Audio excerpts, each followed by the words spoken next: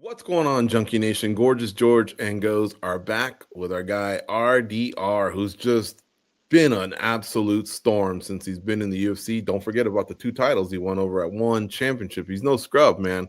He came over and he's just been taking numbers. His last win was a former champ in Robert Whitaker. Now he's facing Brendan Allen on October 18th at the UFC Fight Night in Vancouver. RDR was supposed to be Fluffy. They switched it. Fluffy's out. Brendan Allen's in. He's a teammate though, isn't he, or something like that? Yeah, he's training. He used to train here at Killcliff. I'm not sure what the status is right now, but yeah. How long? When's the last time you trained there?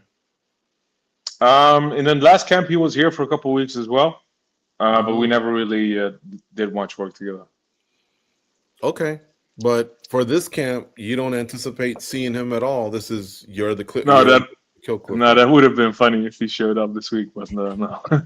Yeah, because I remember how it split up Kamaru Usman and Gilbert Burns back in the day a little bit. The coaches. Yeah.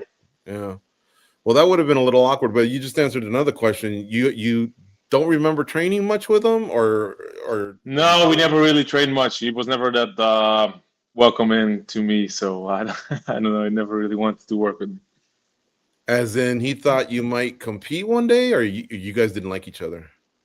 No, I like everybody. I'm not somebody who holds a grudge at all. I train with all the middleweights, but he never wanted to train with me. I don't know why. Oh, okay, that's interesting. Maybe we'll ask him if we have him on the show. Yeah, You seem like a likable guy. You don't seem like right. an asshole or nothing like that. But I try to choke people out. But Were you? I'm disappointed. No disrespect to Brendan Allen. I think he's a fine middleweight, but I was really looking forward to RDR and Fluffy. How about when you got the news? Was it a letdown, or are you just, task at hand? Whoever it is, let's do it. no, it was a big letdown. It's a shame. He really has a cool skill set. Fluffy has, and came in with a lot of hype. So it was very sad that he pulled out. And it was a couple of days that I didn't really expect anybody to step up at all, to be honest. So nobody really wanted the fight. Then we tried Costa, but Costa wanted it on his own terms. So that really didn't happen as well.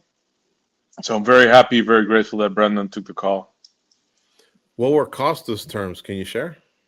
Yeah, I wanted it to be a catch weight and only 3 rounds.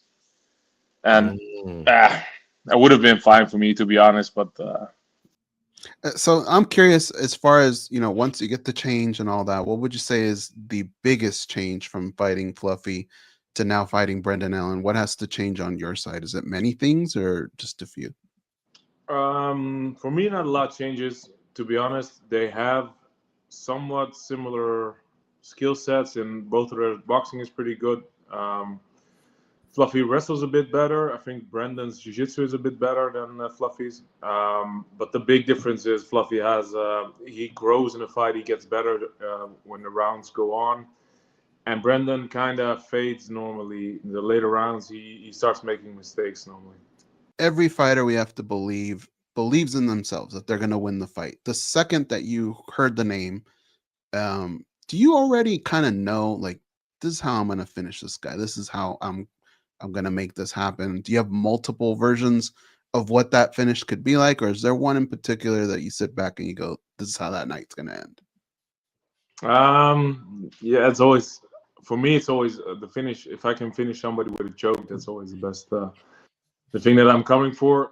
If he breaks before that, that would be fine as well. If I can hurt him a little bit before I get to his neck, but I'm planning to get to his neck, choke him out. How long did it take you, Brendan, to say yes when they came to you after Anthony Fluffy Hernandez fell out? 2 seconds. It Got it. doesn't take me long when I got my head on something. It don't take long at all. I know that when this is kind of personal, you can wave me off if you want, but I know that the UFC, when they're in a pickle and they need something, sometimes they can come with a little bit more. Cha-ching. Did you cash in on a little bit more, or was it just business as usual? Because you're not getting a proper camp, so you had maybe a little leverage, or no? No, definitely not. It's an opportunity. just like Dana, I guess always says, it's an opportunity, and it's just that. Uh, I know the number is a little bit different, but to me, I'm still number nine. I was number nine and didn't lose, so number nine versus number four. Short notice, it is what it is, but it's a fight that I'd been asking for before for a while. Main event, back on the poster again. So yeah, it's just an opportunity. So I'm not gonna make any requests or demands. Brendan, so one last thing here. We interviewed RDR a few weeks ago. I guess you guys didn't really cross paths much in the Kill Cliff times. Um, any reason why? Maybe from your end, did you anticipate I may be fighting some of these guys in my weight? So do you keep your distance, or was it something about him? No, nothing about him. In fact, all the guys said he's a very nice guy, cool guy. You know, nothing but good things from everyone.